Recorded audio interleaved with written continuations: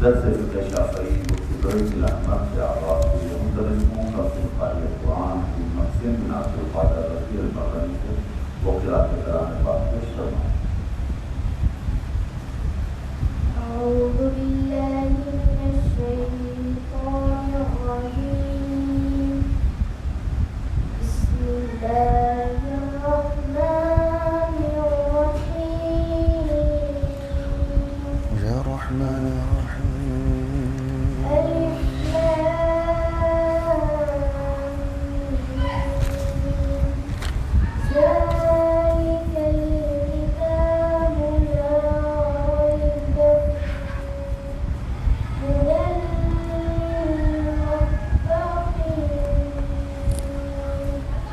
والذين يؤمنون بما أنزل إليك وما عظيم سبحان اللہ سبحان اللہ۔ مدرسوں قاری شیخ عبداللہ سے وہ تشریف لائیں اور قرات کرانے بات پیش فرمائیں۔ أعوذ بالله من الشيطان الرجيم بسم الله الرحمن الرحيم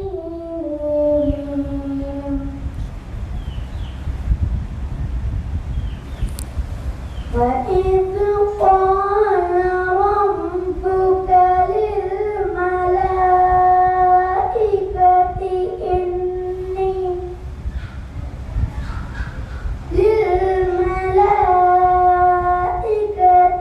إني جاعل في الأرض خليفة قالوا أتجعل فيها من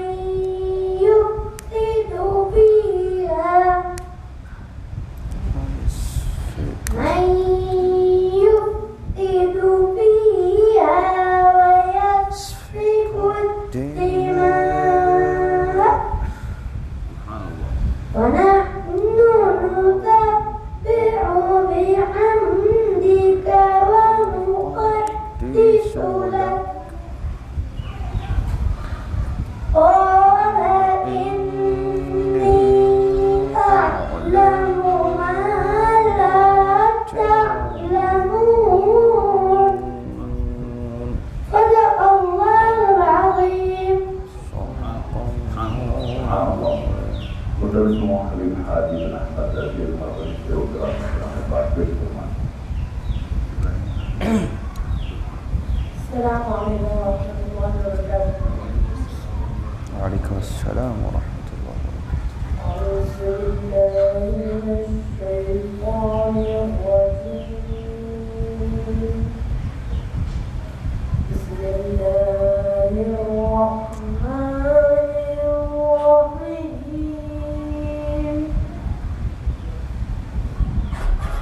يا أيها الناس اعبدوا ربكم الذي سبحان اللہ۔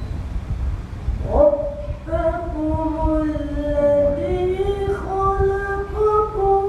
والذين من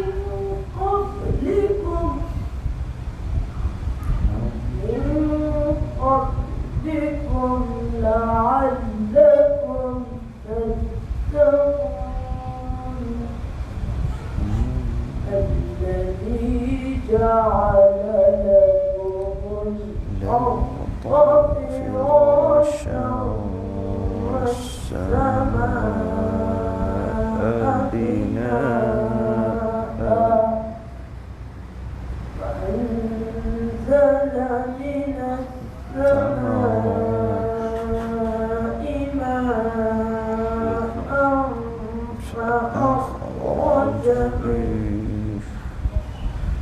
فأخرج به من الثمرات رزقا لعلكم فلا تجعلوا لله وأندادا وأنتم تعلمون. صدق الله العظيم.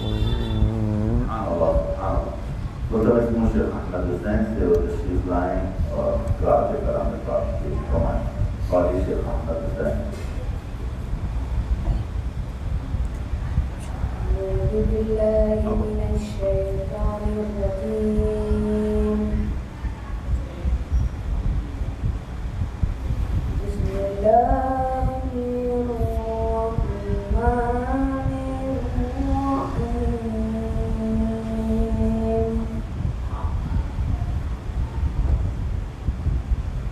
وإذا قال ربك للملائكة إني جاعل في الأرض خليفة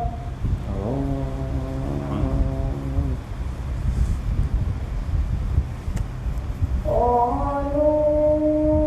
أتجعل فيها من يفسد فيها ويسفك الدماء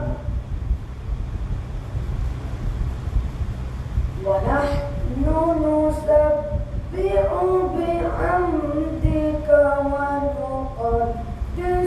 لك قال إني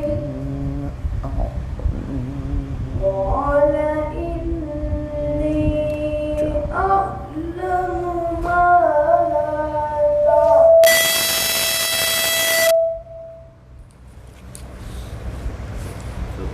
صدق الله العظيم. صدق الله العظيم. Saudara-saudaraku, Mirza Ahmad Beg से वो तशरीफ लाए हैं और नाते शेख वाले पेश करवाएं। السلام عليكم ورحمة الله وبركاته. وعليكم السلام ورحمة الله وبركاته.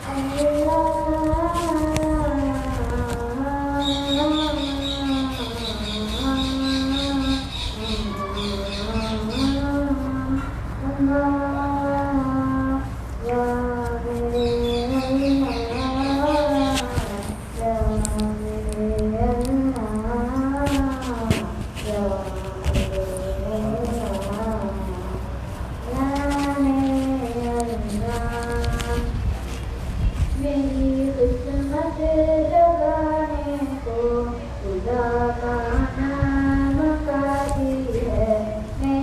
किस्मत जगाने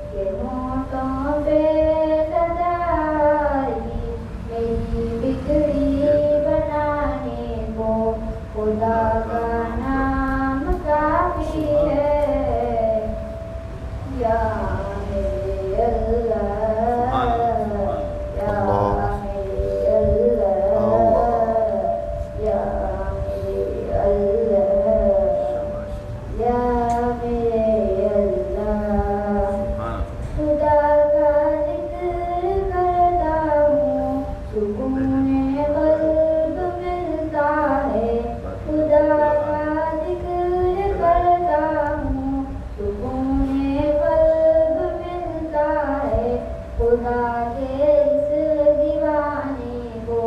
خدا کا نام کافی ہے یا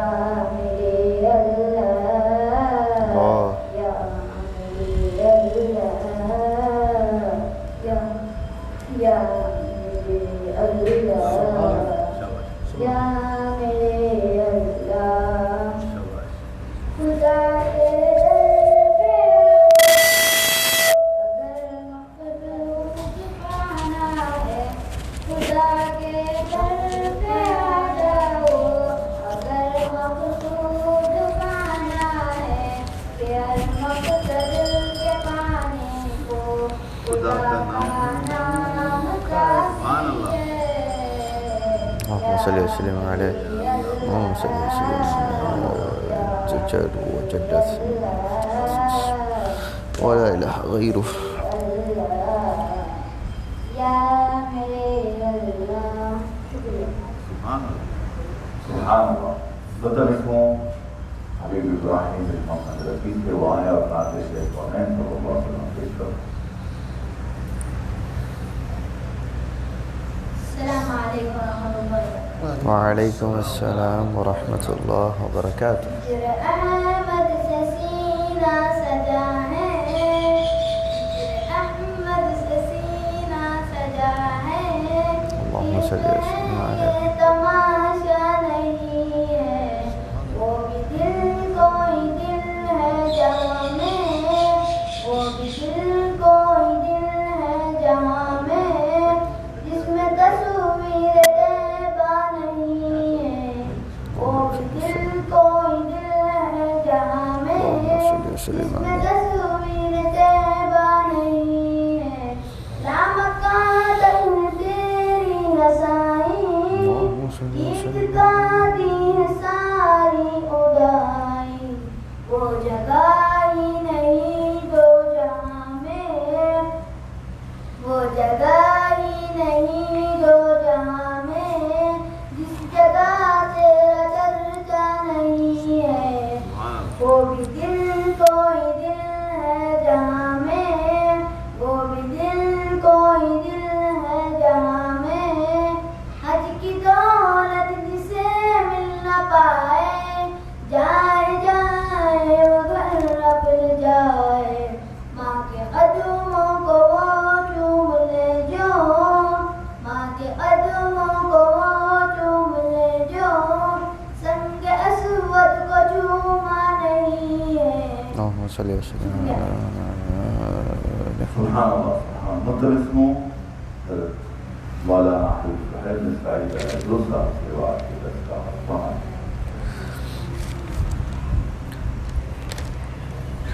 الحمد لله رب العالمين والصلاة والسلام على سيد الأنبياء وشرف المرسلين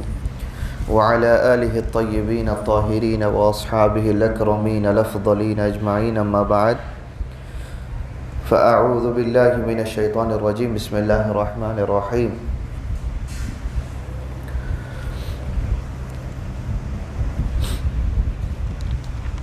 گزشتہ درس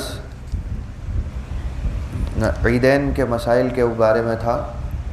جو ہم مکمل کر چکے، اور آج مسافر کی نماز کا بیان ہے، اور انشاءاللہ یہ آئندہ درس میں بھی جاری رہے گا. تو آج اس کے جو اہم مسائل ہیں سفر کے بارے میں، سفر کے حوالے سے ان کا ذکر کیا جائے گا. نمازوں کے پڑھے جانے کا ذکر آئندہ درس میں آئے گا، جس کو جمع کرنے کی بات ہے.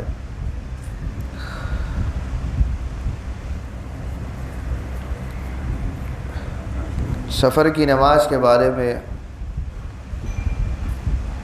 یہ ہے کہ مرد ہے یا عورت اپنے شہر یا بستی سے دور کہیں دوسرے کسی دینی یا دنیاوی کام سے کسی دوسرے مقام پر دینی یا دنیاوی کام سے جائے تو روزمرہ کی بول چال میں اسے مسافر کہتے ہیں. لیکن شریعت میں 10-20 میل جانے والے کو مسافر نہیں کہا جاتا، نہ مانا جاتا ہے، یعنی اس کے لیے سفر کے احکام ثابت نہیں ہے جو 10-20 میل کا سفر طے کرتا ہے۔ عرف عام میں ہرچند کہ اس کو بھی مسافر کہتے ہیں، لیکن شرعی سفر وہ نہیں کہلاتا۔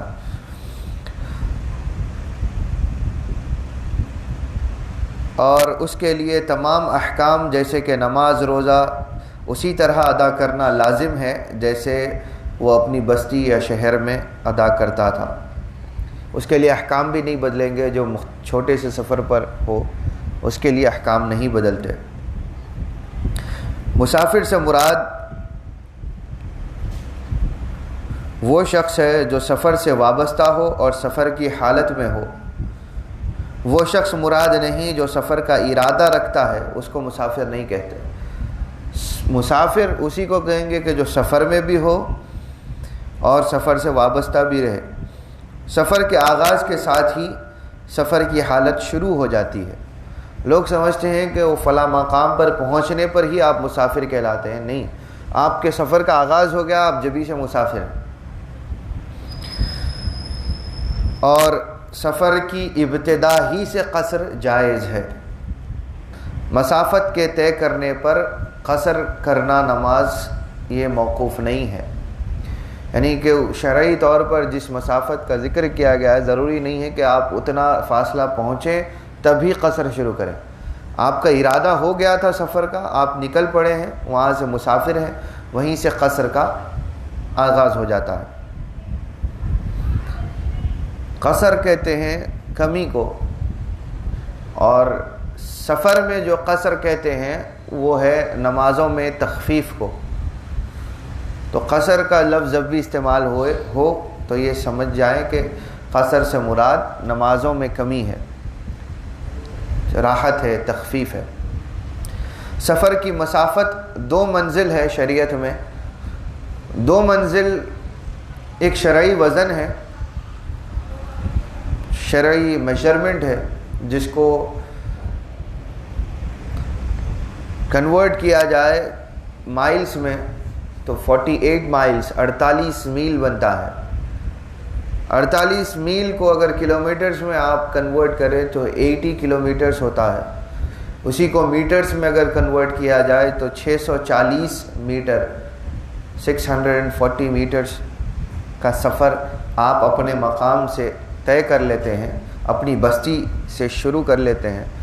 طے ہو جاتا ہے تو آپ شرعی مسافر کہلاتے ہیں۔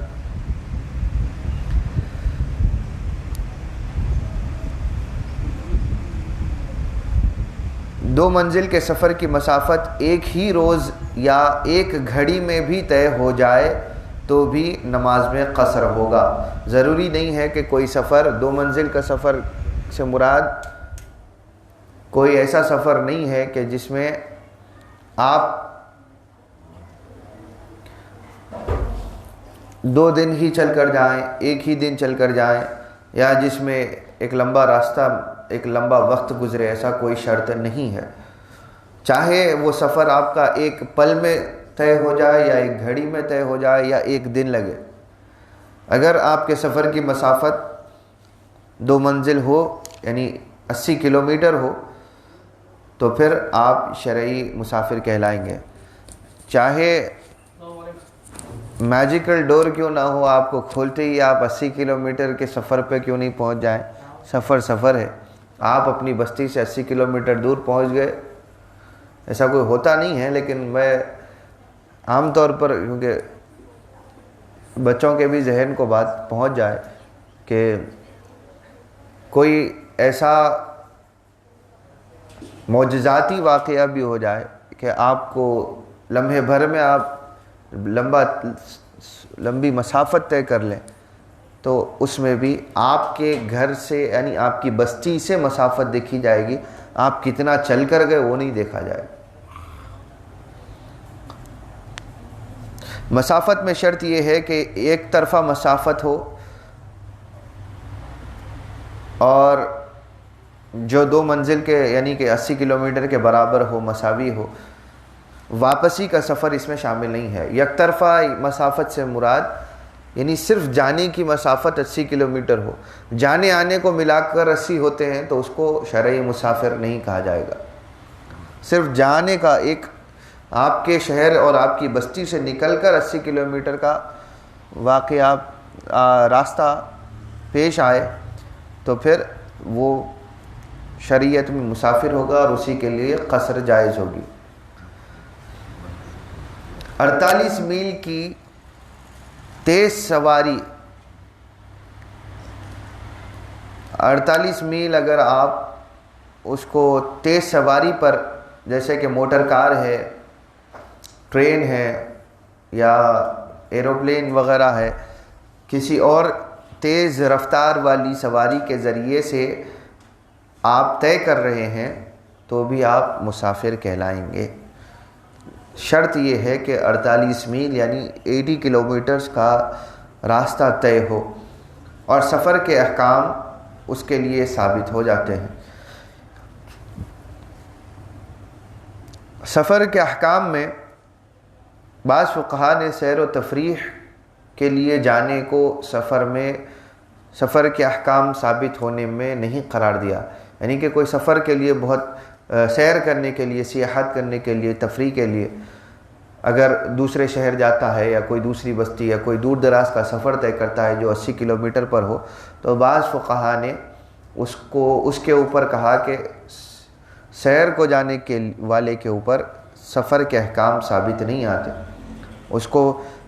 وہی چیزیں کرنی چاہیے جیسا کہ وہ معمول کے اعتبار سے کرتا ہے۔ لیکن ابن حجر رحمۃ اللہ علیہ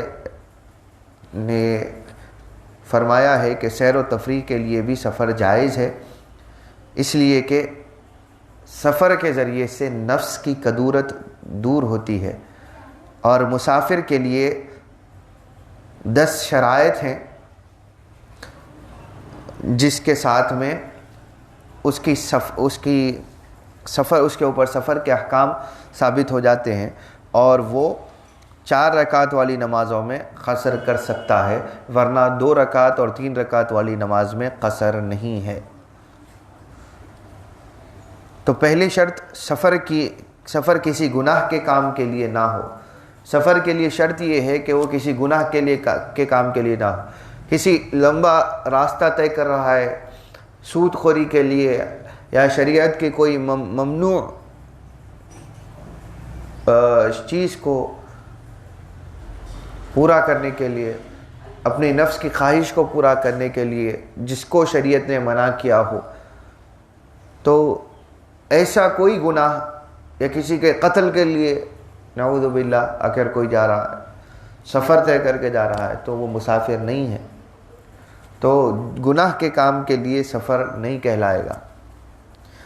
ویسا جانا ہر چند کہ آپ کتنے ہی دور چلے جائیں، اگر گناہ کے لیے نکلے ہیں تو پھر آپ کو عام طور پر نماز اور روزہ کے جو احکام ہیں وہی فالو کرنے پڑیں گے۔ دوسری شرط یہ ہے کہ مسافت 16 فرسخ ہو، یعنی یہ بھی ایک میجرمنٹ ہے فرسخ، اور 16 فرسخ 80 کلومیٹر ہی کو کہتے ہیں، چاہے 16 فرسخ کہا جائے یا 2 منزل کہا جائے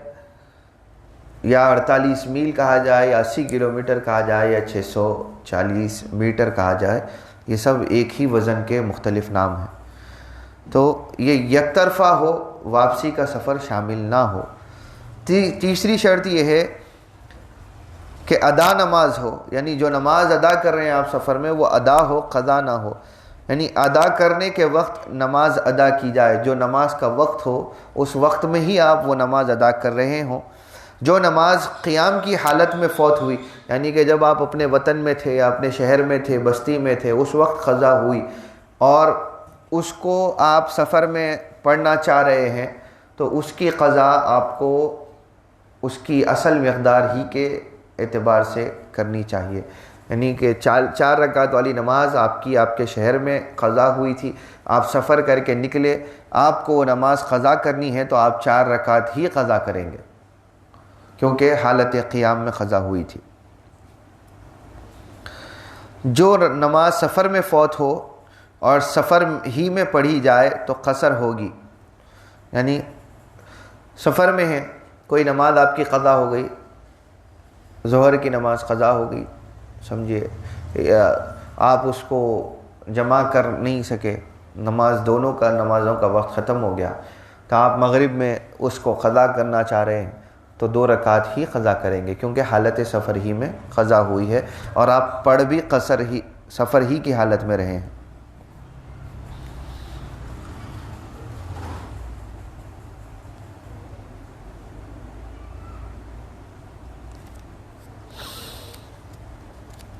لیکن سفر میں جو فوت شدہ نماز کی قضا قیام کی حالت میں کی جائے تو پوری نماز پڑھیں گے۔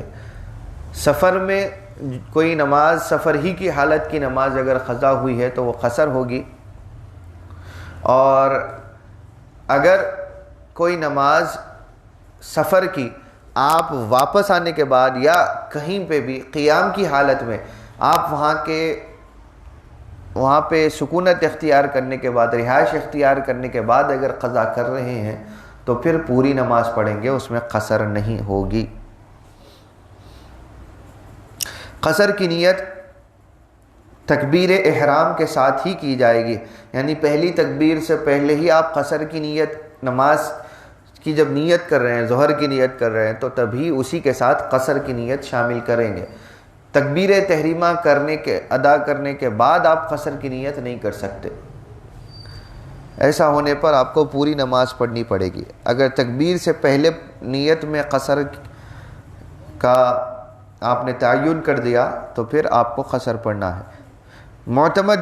یہ ہے کہ تکبیر کے کسی جز کے ساتھ قصر کی نیت کا ملانا ضروری ہے۔ مثلا نویت اصلی الظہر مقصورتاً، آپ نیت کریں گے کہ میں نماز ظہر قصر شدہ نماز ظہر ادا کرنے کی نیت کرتا ہوں، یا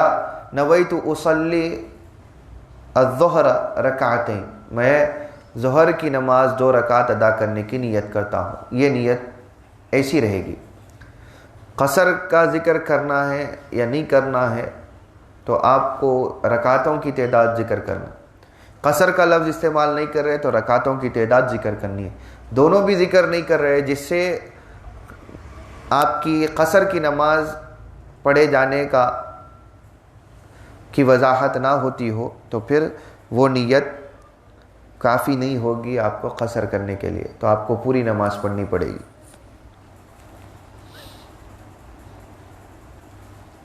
پوری نماز، 5ویں شرط یہ ہے کہ پوری نماز پڑھنے والے کے پیچھے قصر نہیں پڑھیں گے، یعنی آپ کسی کی جگہ سفر کر کے گئے، 80 کلومیٹر کا سفر طے ہو گیا، وہاں پہ کوئی امام ہے اور وہ نماز پڑھا رہے ہیں، وہ وہاں کے مقیم ہیں، مقیم کے پیچھے آپ نماز پڑھ رہے ہیں تو قصر کی نیت نہیں کریں گے، اور مقیم کے پیچھے پڑھیں گے تو آپ کی نماز قصر ہوگی بھی نہیں، اس کے پیچھے آپ کو پوری نماز پڑھنا ہے۔ مثلا 4 رکعت والی نماز امام پڑھا رہے ہیں اور آپ پیچھے پڑھے ہیں، آپ پیچھے پڑھتے ہوئے یہ سمجھ رہے ہیں کہ میں 2 رکعت ظہر کی 2 رکعت عصر کی پڑھ رہا ہوں، امام 4 رکعت چاہے کوئی بھی نماز کی پڑھے، آپ یہ سوچ کر پڑھیں گے تو آپ کی قصر نہیں ہوگی۔ امام جو نماز پوری پڑھ رہا ہے آپ کو اس کے پیچھے پوری نماز پڑھنی چاہیے۔ علیحدہ پڑھ رہے ہیں یا امام مسافر ہی ہے تو پھر امام کی اقتداء کریں گے۔ پوری نماز پڑھنے والے کے پیچھے پوری نماز ہی پڑھی جائے گی۔ نماز قصر سفر میں ادا ہو، پوری نماز میں سفر کی حالت قائم رہے، اگر نماز کے درمیان میں سفر ختم ہو جاتا ہے، جیسا کہ کوئی شخص نماز پڑھ رہا ہو اور کشتی یا سواری قیام گاہ کو پہنچ جائے تو نماز پوری پڑھی جائے گی۔ قصر کی نیت سے آپ کھڑے تھے لیکن آپ کی نماز ختم ہونے سے پہلے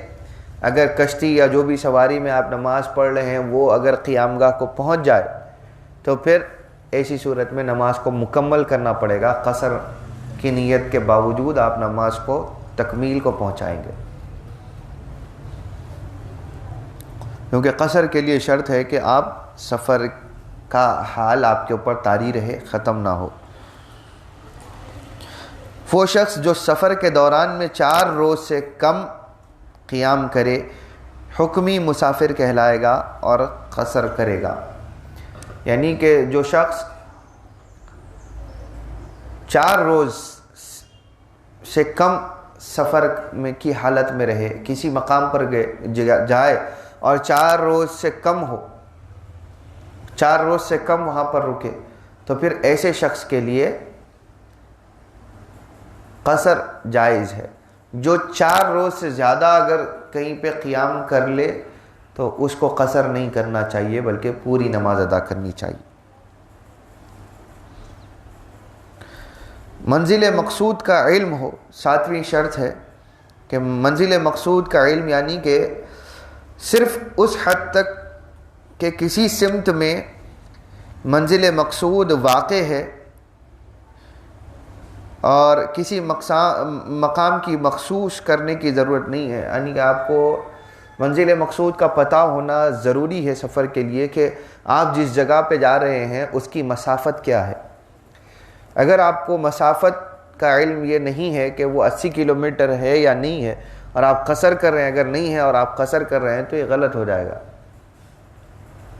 تو منزل مقصود کا ایک سمت میں پورا جا کر آنے کا نہیں، یا کسی ایک جگہ آپ شہر کا اطراف اگر آپ گھوم رہے ہیں اور 80 کلومیٹر ہو گیا اور آپ کہیں کہ میں سفر میں تھا،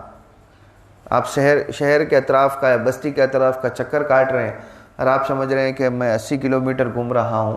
تو پورا گھوم کر آنے پر 80 کلومیٹر ہو جائے گا، لہذا یہ سفر ہے، تو یہ غلط ہے۔ آپ کو مقام کا تعین ہونا، یعنی کوئی آپ کو جگہ کا پتہ نہ بھی ہو، یعنی کوئی خاص بستی کا پتہ نہ ہو کہ مجھے وہیں پہنچنا ہے، لیکن آپ کو اتنا پتہ ہو کہ میں جو سفر کر رہا ہوں وہ اس کی مسافت 80 کلومیٹر طے ہوگی، اتنا علم ہو جانا کافی ہے آپ کو قصر کرنے کے لیے۔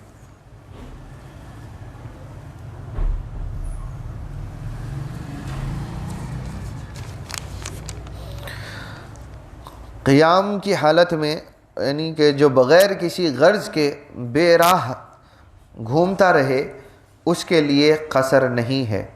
اس لیے کہ بغیر کسی غرض کے نفس کو تکلیف دینا حرام ہے۔ کسی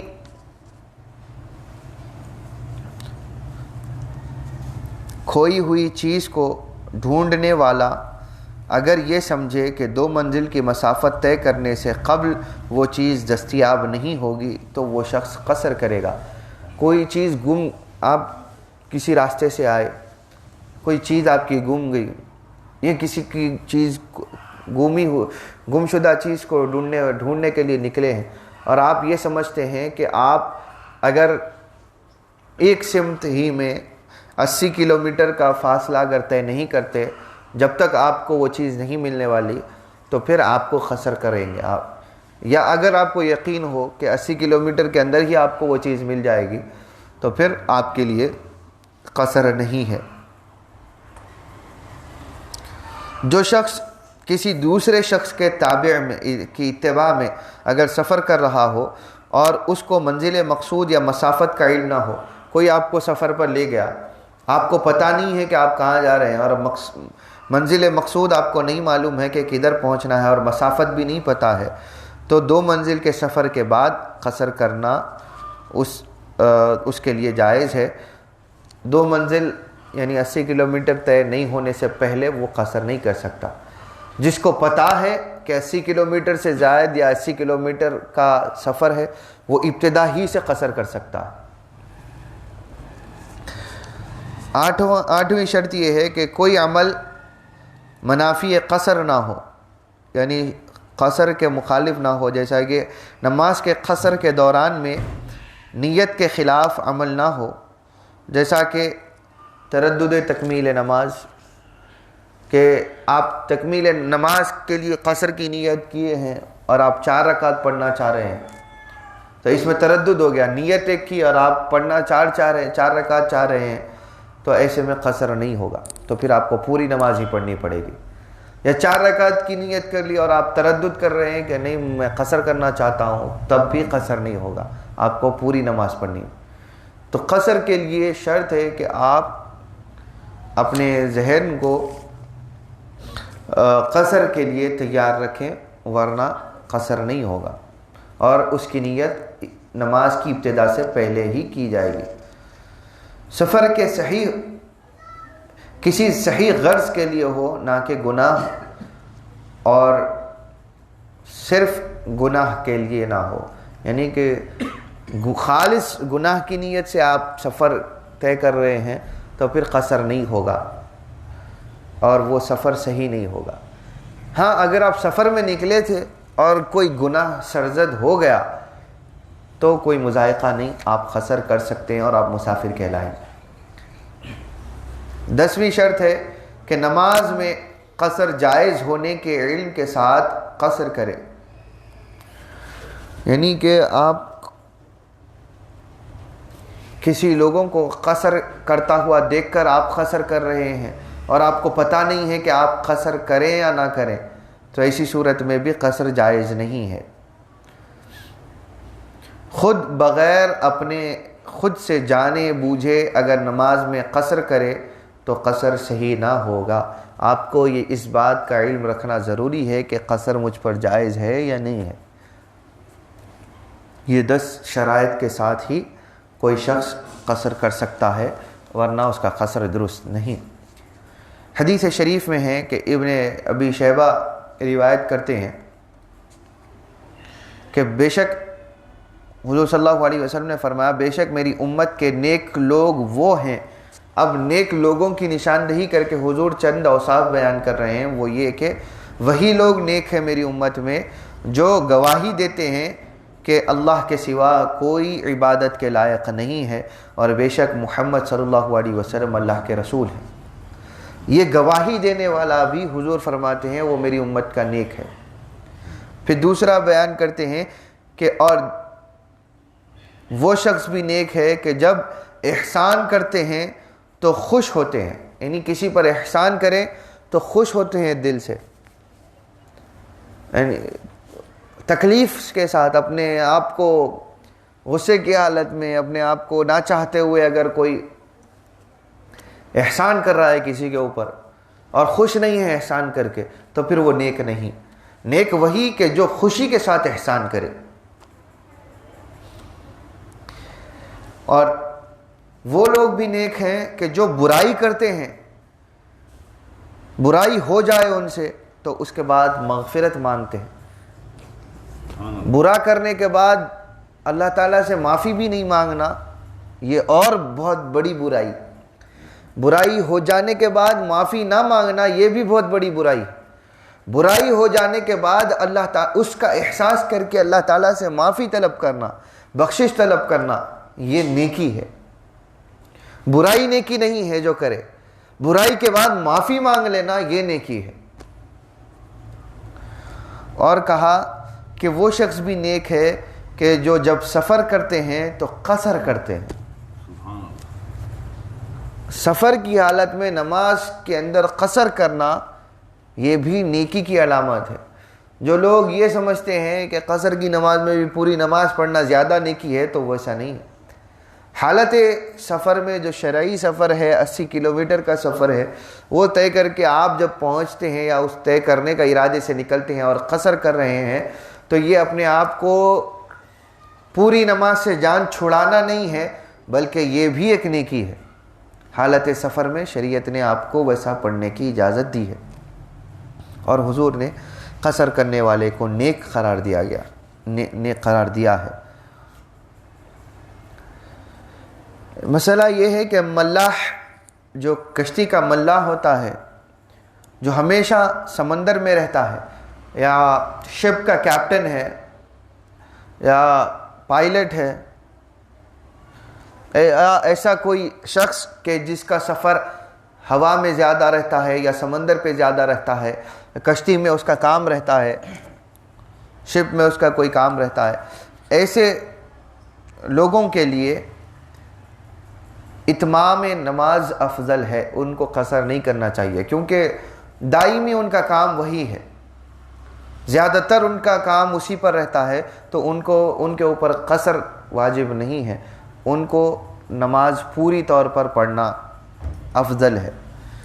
قصر کر سکتے ہیں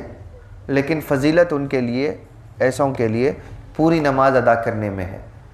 کیونکہ ان کے لیے تعین نہیں ہے کہ وہ کب قیام کی حالت میں رہیں گے اور کب سفر میں رہیں گے. تو بعض لوگ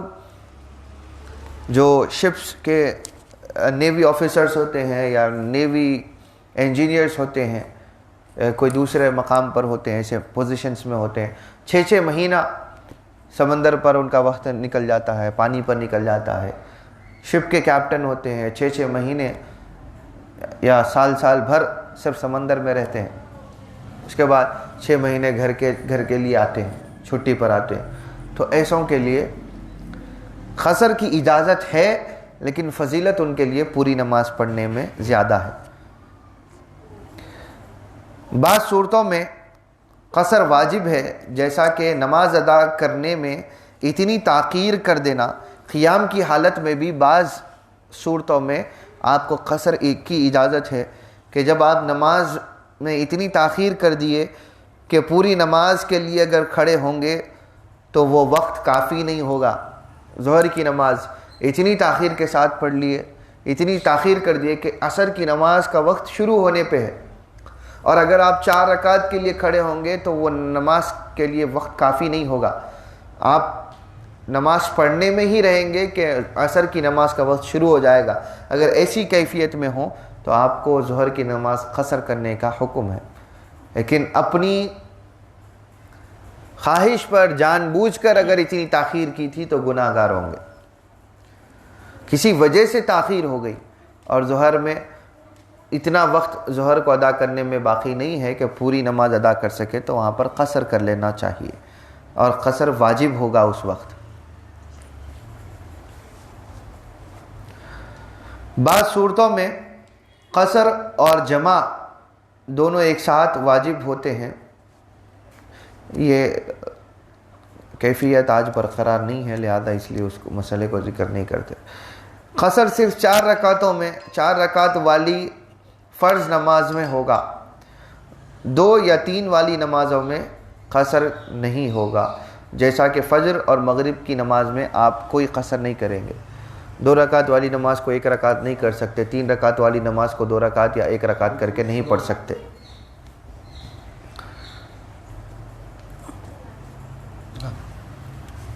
گناہ کرنے کی غرض سے سفر کیا گیا ہو, اگرچہ کہ اس سفر میں کوئی گناہ سرزد ہو جائے. کسی نے تجارت کے لیے سفر کیا اور اس سفر کے دوران میں شراب پی, تو اس کے لیے قصر اور دیگر سہولتیں جائز ہیں. یعنی کوئی شخص اگر گناہ کے لیے اگر سفر کرے تو اس کے لیے قصر جائز نہیں. اگر کوئی شخص جائز سفر کر رہا ہے, جیسا کہ تجارت کے لیے سفر کیا اور راستے میں گناہ کر لیا, جیسے کہ شراب پی لی, پینے کا حکم نہیں دے رہے, پینے کی سہولت نہیں دے رہے. اگر گناہ سرزد ہو گیا تو اس کے لیے قصر جائز ہے. گناہ کی وجہ سے اس کا قصر اس کے سر سے ہٹے گا نہیں, بلکہ اس کے اوپر ویسے ہی واجب رہے گا.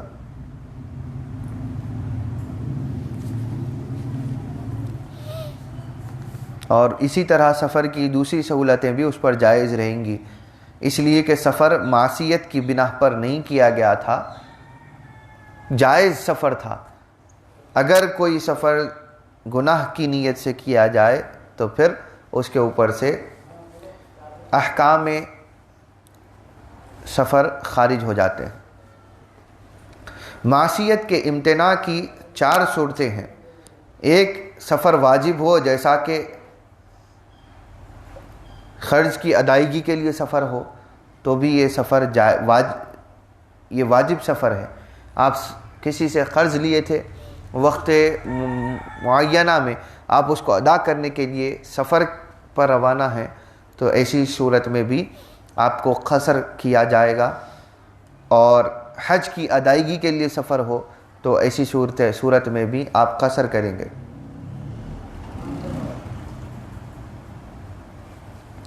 دوسرا فائدہ ہے کہ سفر سنت ہو, جیسا کہ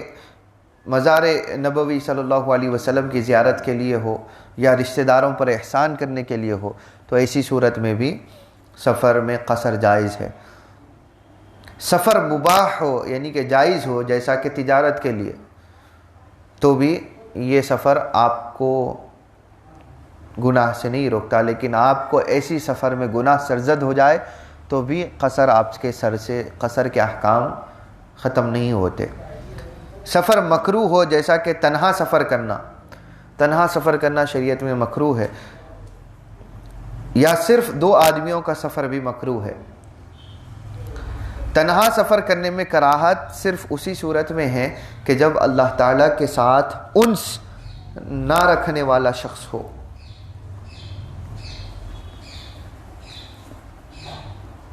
اللہ تعالیٰ سے محبت نہ رکھنے والا شخص ہو تو اسی کے لیے یہ سفر مکروہ ہوگا۔ اللہ تعالیٰ کے ساتھ موانست،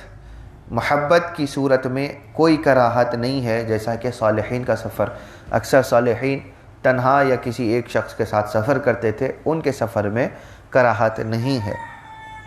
سفر معصیت کی غرض سے ہو تو قصر اور جمع دونوں جائز نہیں ہیں، جیسا کہ رہزنی کے لیے اگر کوئی سفر کر رہا ہے،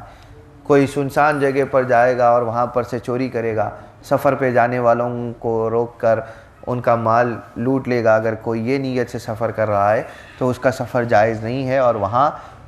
نمازوں کی جمع کرنے کا بھی جواز ختم ہو جاتا ہے۔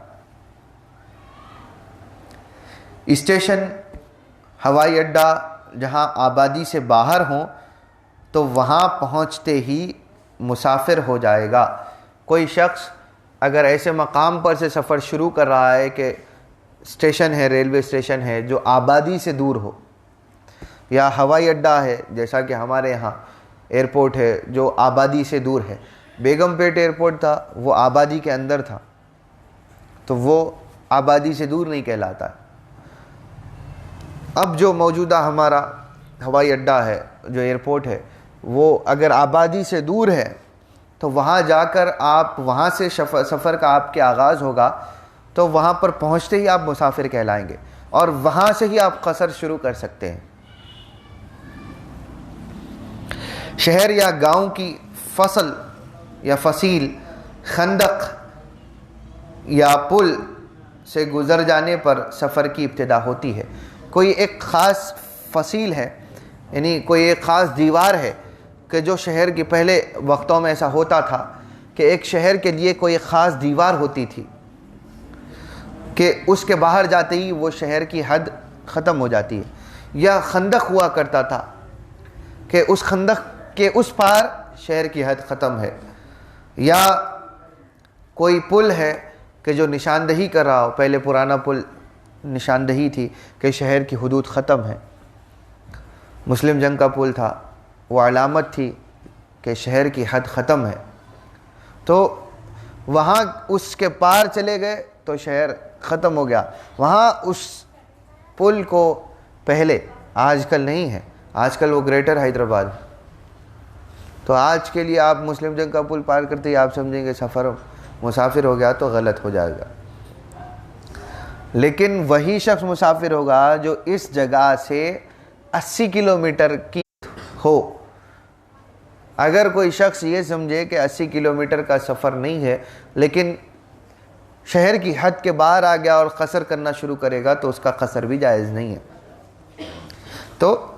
ایسی حدود کے پار چلے جانا آپ کے سفر کا آغاز کر دیتا ہے۔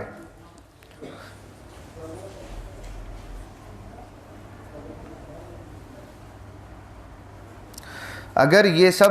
نہ ہو تو آبادی طے کر لینے کے بعد سفر شروع ہو جاتا ہے، یعنی کہ فصیل نہ ہو، خندق نہ ہو، پل نہ ہو، ہوائی اڈہ نہ ہو، ریلوے اسٹیشن نہ ہو۔ یہ تمام چیزیں ہم نے سفر میں اس وقت ہم نے خود تجربہ کی کہ جب کوئی ایسی بستیوں میں ہم چلے گئے کہ جہاں پہ کوئی چیزوں کی سہولت ہے ہی نہیں، نہ بس اڈہ ہے، نہ ہوائی اڈہ ہے، نہ ریلوے اسٹیشن ہے، تو ایسی جگہوں پر آبادی کے مقام سے آپ آبادی کا مقام طے کر چکے، اب ایسے مقام پر آ گئے کہ جہاں پر آبادی ختم ہو گئی تو وہاں سے ان کا سفر شروع ہو جاتا ایسے لوگوں کے لیے۔ فجر اور مغرب کی نمازوں میں قصر نہیں ہے، جس طرح عام طور پر پڑھتے ہیں ویسا ہی پوری نماز حالت سفر میں بھی پڑھیں گے۔ سنتوں میں قصر نہیں ہے بلکہ پوری نماز پوری نماز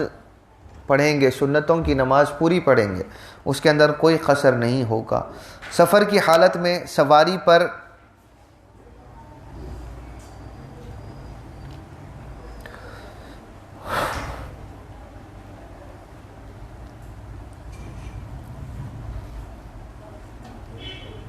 اگر کوئی شخص سواری پر سوار ہو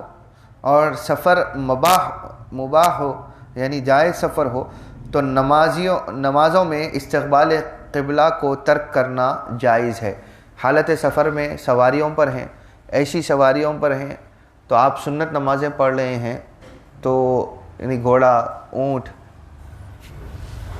بائک، کار ایسی سواری ہے کہ جس کو آپ روک سکتے ہیں، لیکن حالت سفر میں آپ سنت ادا کرنا چاہتے ہیں تو اس سواری کو چلاتے ہوئے آپ سنت نماز ادا کر سکتے ہیں یا نفل ادا کر سکتے ہیں، جائز ہے۔ حضور اکرم صلی اللہ علیہ وسلم بحالت سفر سواری پر نماز پڑھتے تھے، خواہ کوئی سمت ہو، وہاں پر قبلہ کی جہت ہونا ضروری نہیں ہے۔ حالت سفر میں قبلہ کو ترک کرتے ہوئے دوسری سمت بھی رخ ہونے کے باوجود حضور خود بھی سواری پر بیٹھے ہوئے نماز ادا کرتے تھے۔ صرف فرض ادا کرنے کے لیے نیچے اترتے تھے اور قبلہ رخ ہو کر نماز پڑھتے تھے، باقی دوسری سنتیں نوافل سواری پر بیٹھ کر ادا کرتے تھے۔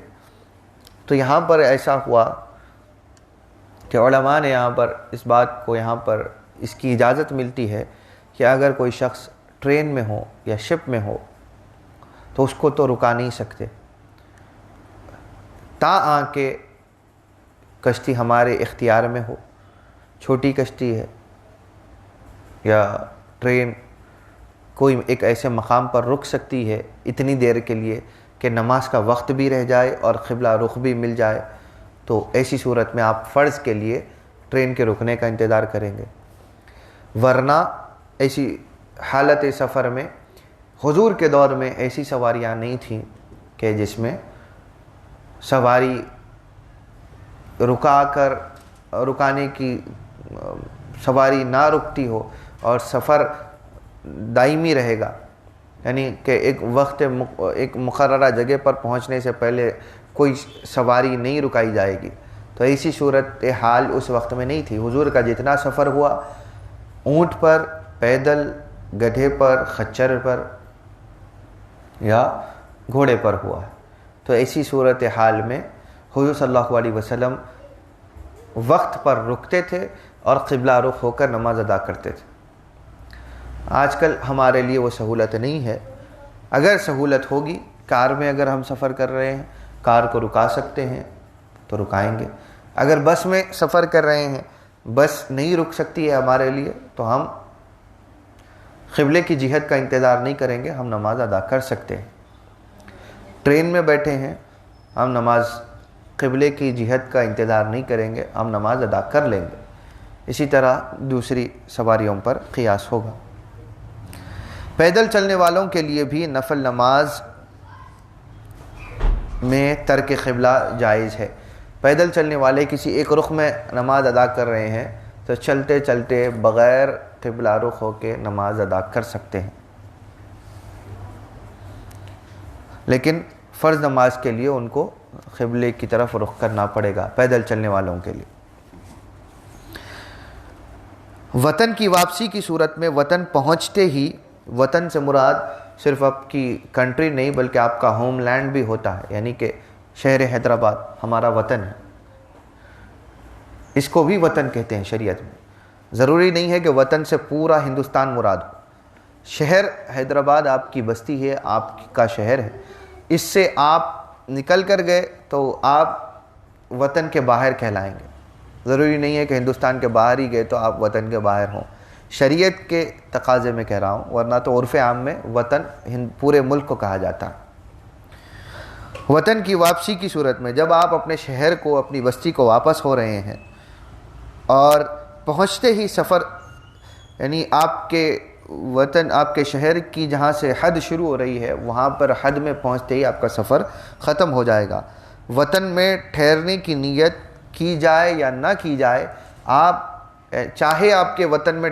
آپ کسی جگہ سے سفر سے واپس ہو رہے ہیں اور آپ کے شہر میں رکنے والے نہیں ہیں، یعنی آپ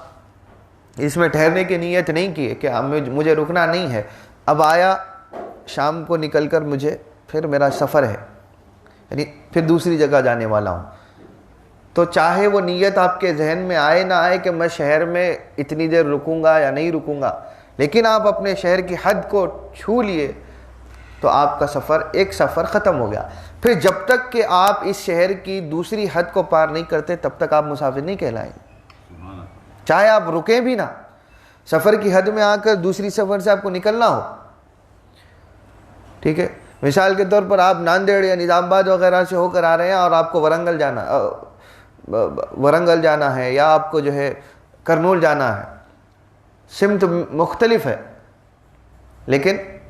آپ کو راستہ شہر سے ہو کر جانا ہے، تو شہر میں جتنا وقت رہیں گے آپ مسافر نہیں رہیں گے،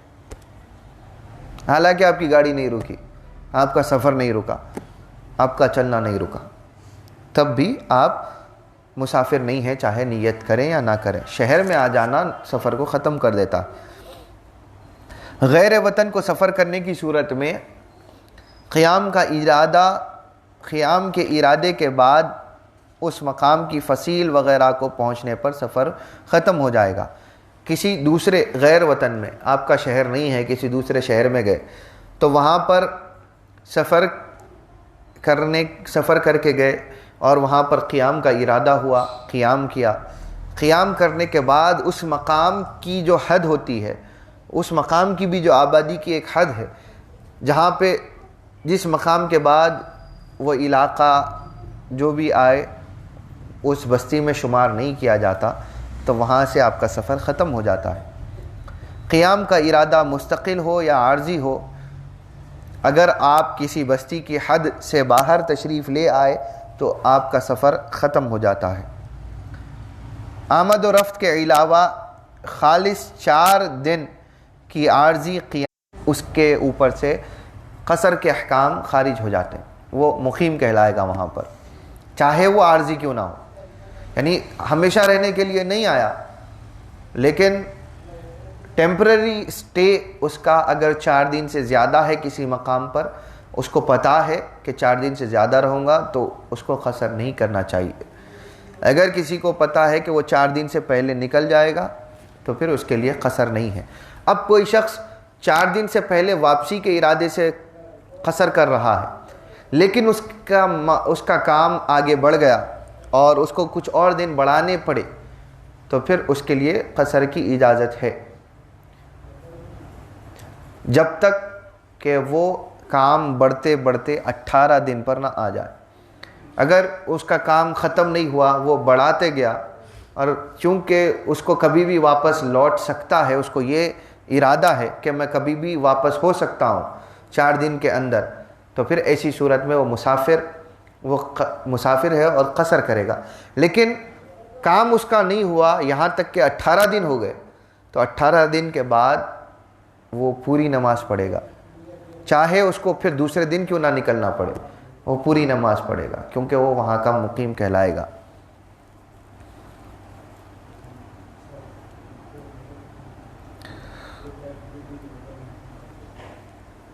کامل 18 دن قصر نماز کر سکتے ہیں، نماز قصر کامل 18 دن تک کسی بھی غیر مقام پر ہو سکتی ہے، اس کے علاوہ نہیں۔ وطن یا غیر وطن میں قیام کے ارادے سے واپسی کے ساتھ قصر کا حکم ختم ہوگا اور نماز قصر نہ کی جائے گی۔ وطن یا غیر وطن میں قیام کے آپ وطن کب کہلائے گا کہ جب آپ 18 دن سے زائد کسی جگہ پہ رک گئے، یا 4 دن سے زیادہ بھی آپ رک گئے تو وہاں کے مقیم ہو گیا، تو وہاں سے جب واپسی کا جب ارادہ کرتے ہیں آپ، تو 4 دن سے پہلے اب جب آپ لوٹنے کا ارادہ کر لیا تو وہاں سے قصر ختم ہو گیا، جب تک کہ آپ واپس نہ آ جائیں، اس مقام میں قصر ختم ہو گیا۔ آپ شہر سے اب اپنے وطن میں ہیں، یہاں سے آپ جانے کا ارادہ کر رہے ہیں، تو کسی دوسرے مقام پر جا رہے ہیں، اور آپ اپنے وطن میں آئے تھے، آ کر یہاں پر عارضی قیام کیا، تو آپ یہاں پر بھی اپنے وطن میں رہ کر بھی قصر نہیں کریں گے۔ جب آپ کا وطن آپ کا ہی وطن ہے، چاہے آپ 4 دن کے لیے، جیسا کہ باہر سے لوگ آتے ہیں 2 دن 3 دن کی زیارت کی چھٹی پر آ جاتے ہیں، گھر والوں سے ملنے کے لیے آتے ہیں، تو وہ اپنے گھر کو آئے، حالانکہ ان کو 3 دن میں واپس جانا ہے، لیکن ان کا وطن ہے، حالانکہ قیام ان کا وہاں بھی اپنا مستقل ہے، جدھر سے آئے ہیں وہاں پر کام کرتے ہیں تو سال بھر وہاں رہتے ہیں، تو وہ بھی ان کا جائے اقامت ہے، یہ بھی ان کا جائے اقامت ہے۔ تو جتنا سفر کا جو لمحہ ہے، 80 کلومیٹر کا اگر فاصلہ ہے، تو راستہ طے کرنے میں جتنا سفر ہوگا وہاں پر قصر کریں گے۔ یہ مقام کو چھو لینے کے بعد قصر ختم ہو جائے گا، وہ وہاں چلے جانے کے بعد بھی قصر ختم ہو جائے گا، صرف راستے میں قصر ہوگا۔ عورت شادی ہونے کے بعد سسرال گئی اور وہیں پہ رہنے سہنے لگی، تو اب مائکہ اس کا اصلی وطن نہیں رہے گا۔ اگر سسرال 2 منزل کے فاصلے پر، یعنی 80 کلومیٹر کے فاصلے پر یا اس سے زیادہ پر واقع ہے، تو وہاں سے جب مائکہ آئے اور بغیر کسی کام کے ٹھہرے، تو 4 روز ختم ہونے کے بعد قصر کی مدت ختم ہو جائے گی۔ کسی دوسرے مقام پر عورت کا نکاح ہوا، شادی کر کے کسی دوسرے مقام پر گئی جو 80 کلومیٹر یا اس سے زیادہ کی حد پر قائم ہے، تو عورت کے لیے اس کا جو مائکہ تھا، جو اس کے والد والدہ کا جو گھر تھا جہاں پہ وہ پیدا ہوئی اور رہی، وہ مقام اس کا وطن نہیں رہے گا۔ سسرال میں رہنا شروع کرنے کے بعد ہی، اب اگر کوئی ایسا کسی کے پاس میں ماحول ہے کہ شادی کر کے اپنے سسرال گئی لیکن وہاں پر دائمی قیام نہیں ہے، واپس آ کر اپنے ماں باپ کے ساتھ ہی رہنے کا ہے، ایسی صورتحال میں جیسا کہ ہو سکتا ہے کہ شوہر کا کام کاج عورت کے مائکے والے وطن میں ہو، اسی شہر میں ہو، تو ایسی صورت میں عورت سسرال صرف زیارت 2-3 دن کے لیے گئی ہو، تو ویسی صورتحال میں عورت کا وہ وطن نہیں رہے گا، جو شوہر کا وطن ہے وہ اس کا وطن نہیں رہے گا۔ ہاں اگر ہمیشہ کے لیے وہ سسرال میں رہنے سہنے لگ جائے تو اس کا وطن بدل جائے گا، سمجھ گئے؟ جب مائکہ واپس آئے گی تو مائکہ اب اس کا اصلی وطن نہیں ہے، لیکن شوہر اپنا کام ختم ہونے کے بعد اگر اپنے گھر جاتا ہے تو اس کا وطن ہے، وہ اس کا وطن وہی ہے، اس کا وطن نہیں بدلتا۔ عورت کا وطن بدل جاتا ہے اگر وہ رہنا چھوڑ دے، اور جب اپنے ماں باپ سے ملنے کے لیے یا اپنے وطن کو آئے کسی کام سے، 4 دن سے کم ٹھہرے تو قصر کرے گی، 4 دن سے زیادہ ہوگا تو عام حکم کے حساب سے تو اس کا اپنا ذاتی گھر بھی سفر کا ہی مقام کہلائے گا۔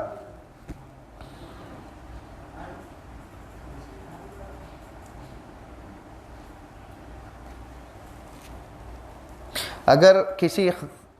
عورت کسی کام کے لیے اپنے مائکے گئی اور وہاں پر ٹھہری اور یہ خیال کرے کہ 4 روز میں کام ختم ہو جائے گا، تو سفر ختم نہیں ہوگا اور نماز قصر کی جائے گی۔ اگر 4 روز مکمل ہو جائیں گے تو پھر اس کو قصر چھوڑنا پڑے گا۔ تنہا عورت کا سفر کرنا حرام ہے، اگرچہ کہ دوری کا سفر ہو یا بڑے قافلے کے ہمراہ ہو۔ حج کی ان مذکورہ شرطوں کے ساتھ عورت پر حج واجب ہونے کی ایک شرط یہ بھی ہے کہ اپنے کسی محرم کے ساتھ یا شوہر یا قابل اعتماد عورتوں کے ساتھ حج کے لیے جائے، کیونکہ اس کا تنہا سفر کرنا ہی حرام ہے۔ عورت کا لفظ تنہا سفر کرنا حرام ہے۔ اگر قابل اعتماد عورتیں ہوں تو ان کے ساتھ، یا سب سے زیادہ بہتر اور سب سے زیادہ صحیح ترین سفر کسی محرم کا ہونا، یعنی محرم وہ شخص کہ جس کا رشتہ کامل طور پر اس کے لیے حرام ہو کہ وہ اس سے نکاح نہیں کر سکتی. رشتے کا بھائی، رشتے کا بہن، رشتے کا فلاں نہیں.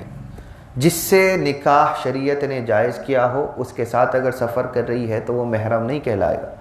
محرم صرف وہ کہ جس سے نکاح حرام ہے عورت کے لیے، جیسا کہ باپ، جیسا کہ بھائی، ایک ہی والد سے پیدا ہونے والا بھائی یا دودھ بھائی، تو یا ایک ہی والدہ سے پیدا ہونے والا بھائی، چاہے اس کا باپ دوسرا ہو،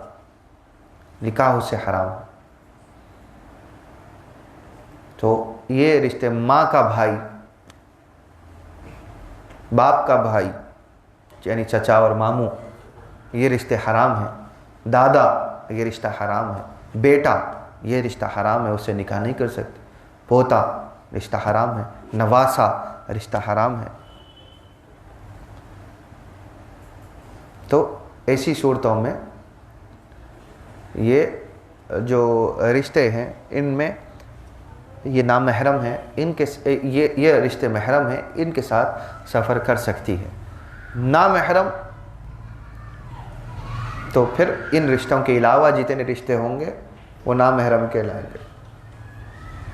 جس سے نکاح کی اجازت ہے وہ تمام رشتے نامحرم ہیں. تو عورت کے لیے تنہا سفر کرنا حرام ہے،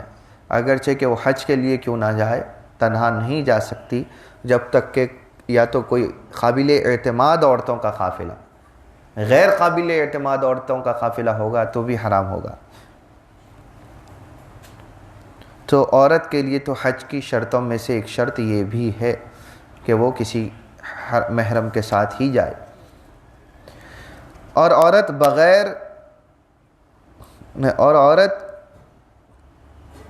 کہ ایک قابل اعتماد عورت کے ساتھ بھی فرض اسلام یعنی فرض حج کے ادا کرنے کے لیے اگر جانا چاہے تو وہ جا سکتی ہے، اور یہ فعل جواز کی صورت میں ہے. اس پر حج کے واجب ہونے کی شرط نہیں ہے، یعنی کہ حج کی جو شرائط ہیں، حج فرض ہونے کی جو شرائط ہیں، وہ شرائط پورے ہونے کے بعد اگر کوئی ایک قابل اعتماد عورت کے ساتھ بھی اگر عورت فرض حج ادا کرنے کے لیے نکلنا چاہے تو نکل سکتی ہے، یہ جائز ہے. اور وہ نفل حج کے لیے بہت سی عورتوں کے ساتھ بھی نہیں جا سکتی. صرف فرض حج ہو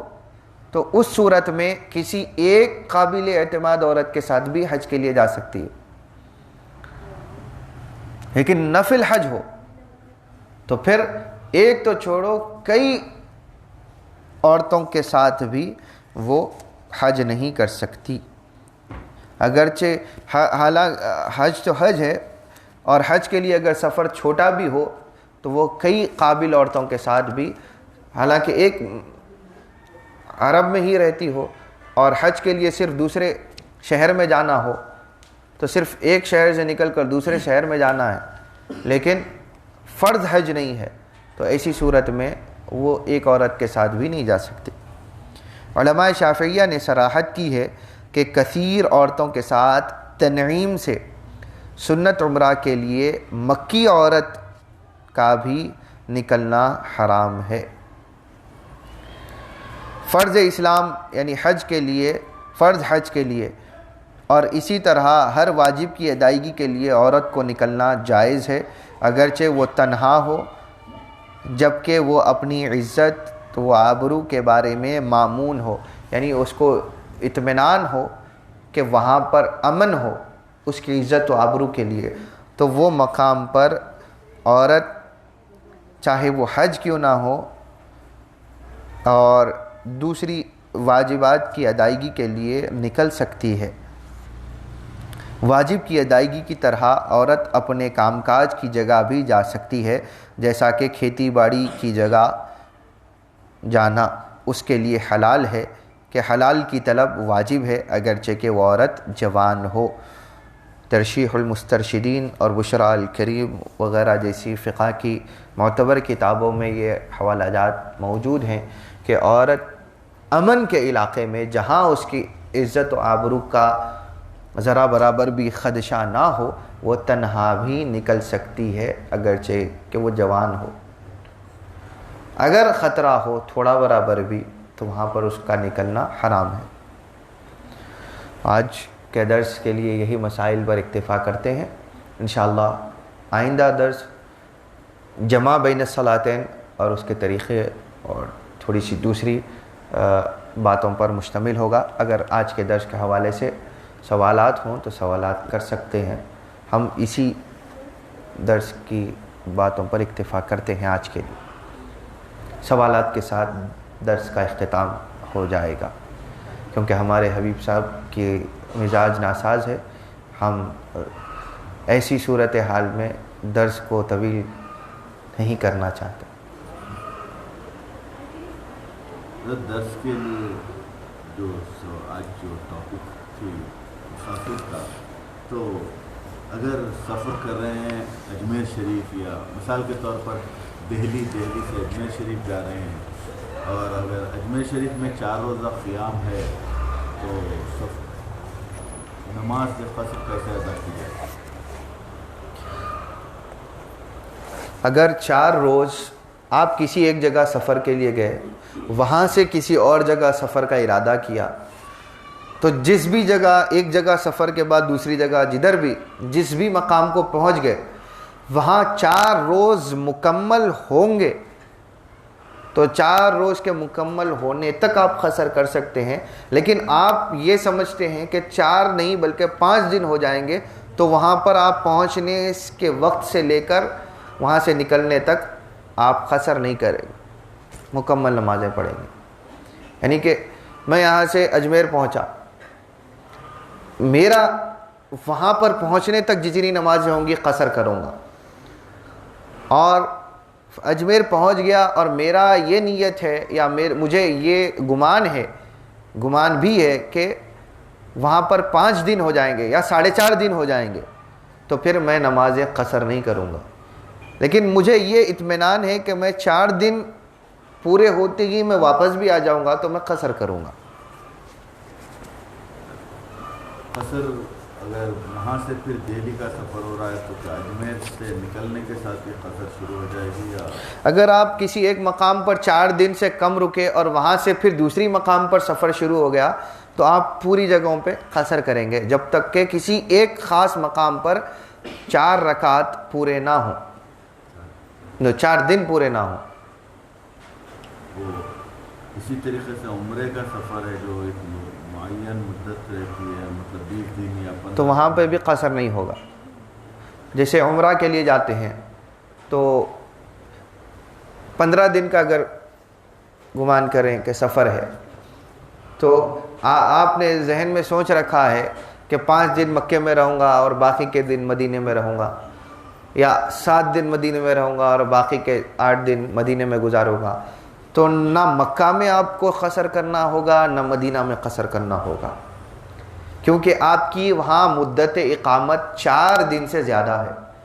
اگر آپ یہ سوچ کر جا رہے ہیں 15 دن کے عمرے کے لیے ارادے سے یہاں سے گئے، لیکن آپ 1 دن میں مکہ چھوڑ کر مدینہ پہنچنے والے ہیں تو وہاں مکے میں قصر کریں گے، 2 دن میں مکہ چھوڑ کر مدینہ جانے والے ہیں تو قصر کریں گے۔ اسی طرح جو بھی مقام ہو، اگر 4 دن سے زیادہ اگر وہاں پر اقامت ہے تو آپ قصر نہیں کریں گے، ورنہ ہر جگہ قصر ہو جائے گی۔ تو اس سفر کے ابتدا میں قصر کرنا ہے، مطلب وہاں پہنچے تک آپ شہر سے نکل کر، شہر کی آبادی سے نکل کر کسی دوسرے شہر پہنچنے تک، یعنی آپ یہاں سے مکہ کے لیے نکلے اور آپ نے سوچ رکھا ہے کہ مکہ میں 15 دن یا 5 دن کا قیام ہے، تو 4 دن سے بڑھا ہوا قیام ہے، تو وہاں پر قصر نہیں ہوگا۔ لیکن ایسی صورت میں آپ جب گھر سے تو نکل گئے، گھر سے وہاں پہنچنے تک کا جو وقفہ ہے وہاں پر آپ قصر کریں گے، وہاں پر قصر، اس سفر کے راستے میں قصر ہوگا، ٹھیک ہے؟ وہاں پہنچنے کے بعد قصر چھوٹ جائے گا۔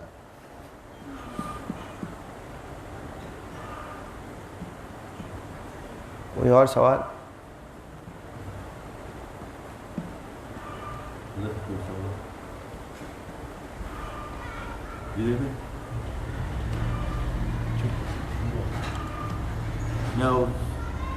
نیت اگر پھر ایک بار بچوں کو نویتو، اگر آپ ظہر کی نماز پڑھ رہے ہیں قصر کی حالت میں تو نویتو اصلی الظہر مقصورتاً، میں نماز ظہر پڑھتا ہوں قصر کی ہوئی یا قصر کی حالت کی، یہ نیت ہوگی واسطے اللہ تعالیٰ کے میرا کعبہ شریف کی طرف، تو نیتیں ہوں گی۔ یا یہ کر سکتے ہیں کہ میں 2 رکعت نماز ظہر پڑھتا ہوں اللہ تعالیٰ کے لیے، وہ میرا کعبہ شریف کی طرف، تو یہ دونوں چیزیں قصر کے معنی کو پورا کر دیتی ہیں۔ لیکن آپ یہ ذکر ہی نہ کریں کہ میں قصر کر رہا ہوں، نویت اصلی ظہر کہہ کر آپ رکعت باندھ لیں، تکبیر تحریمہ کہہ دیں گے تو پوری نماز پڑھنا ہے 4 رکعت۔ جو نیت ہوگی وہ تکبیر کہنے سے پہلے ہوگی، تکبیر کے بعد نہیں۔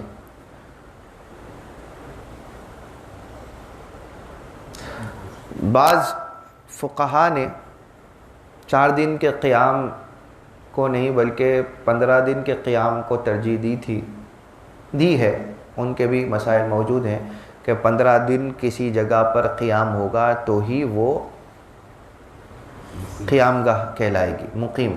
حالت اقامت کہلائے گی۔ بعض نے یہ کہا کہ سفر کے ارادے میں ہیں، کسی مقام پر رکے ہوئے ہیں اور وہاں سے کافی دن کے بعد بھی واپس نہیں آئے تو بھی وہ اقامت، وہ سفر ہی کہلائے گا، تب بھی وہ سفر ہی کہلائے گا۔ بعض کا یہ قول ہے، لیکن یہ جو آج ہم 4 دن کی بات کہی ہے یہ اجماع فقہا کی بات ہے، اکثر فقہا نے اس پر اتفاق کیا ہے، تو لہذا اس کو ماننا زیادہ فضیلت والا ہے۔ ہاں آپ دوسروں کی، اگر دوسرے فقہا کی قرآن و سنت کے موافق تحقیق کے ساتھ اگر آپ اتفاق کرنا چاہیں کر سکتے ہیں، گناہ نہیں۔ سوال ختم ہو گئے؟ اللہ تعالیٰ کہنے سننے سے زیادہ ہم کو عمل کی توفیق عطا فرمائے۔ جو کچھ ہم نے کہا، سنا، پڑھا، اللہ تعالیٰ اس پر عمل پیرا رکھے، ہمیشہ شریعت کے مطابق رکھے، ظاہر کو شریعت کی پیروی میں رکھے، باطن ہمیشہ تک طریقت، حقیقت و معرفت کے راستوں پر اللہ تعالیٰ ہمارا گامزن رکھے، ہمیں ہمیشہ اور شریعت و طریقت دونوں کے مزاج کے ساتھ اللہ تعالیٰ ہمارے دلوں کے اندر وہ حلاوت اور ہماری ارواح میں وہ کیفیات رکھے کہ ہم ہمیشہ اللہ کے رسول کی ہر ظاہر کی اور باطن کی دونوں سنتوں پر گامزن رہ سکیں، ان کو زندہ رکھ سکیں۔ اللہ تعالیٰ اس توفیق کے ساتھ رکھے۔ اللہ حبیب فاروق صاحب کو صحت و عافیت دے، تندرستی دے، حبیب علی صاحب کو بھی صحت و سلامتی کے ساتھ رکھے، اور جو کوئی بیمار ہیں ہر چند دن کے بعد میں جن کو کمزوری ہو جاتی ہے اللہ تعالیٰ ان کو بھی صحت و سلامتی کے ساتھ رکھے۔ تمام مریضوں کو اللہ تعالیٰ ہمارے محترم جلیل گرموشی صاحب حفظہ اللہ اور آپ کے تمام گھر والوں کو بھی صحت و عافیت کے ساتھ رکھے، بلکہ تمام حاضرین و ناظرین، تمام موجود و غائب جو کوئی ہماری گفتگو کو سنتے ہیں، اللہ تعالیٰ ان تمام کو صحت و عافیت کے ساتھ، بالخصوص صحت و عافیت کے ساتھ رکھے، ان کے تمام محبہ و قارب کو صحت و عافیت کے ساتھ رکھے، ان کے بعد تمام ہی جملہ مسلمانوں کو بالعموم صحت و سلامتی اور عافیت دے، ان کی جان، مال، عزت و آبرو کی حفاظت فرمائے، اور سب کو توفیق دے کہ قرآن و سنت کے احکام کی پابندی کریں۔ وصلی اللہ علی خیر خلقی سیدنا محمد وآلہ وصحبہ بارک وسلم۔ الفاتحہ لحضرت النبی۔ بسم اللہ الرحمن الرحیم، الحمد للہ رب العالمین الرحمن الرحیم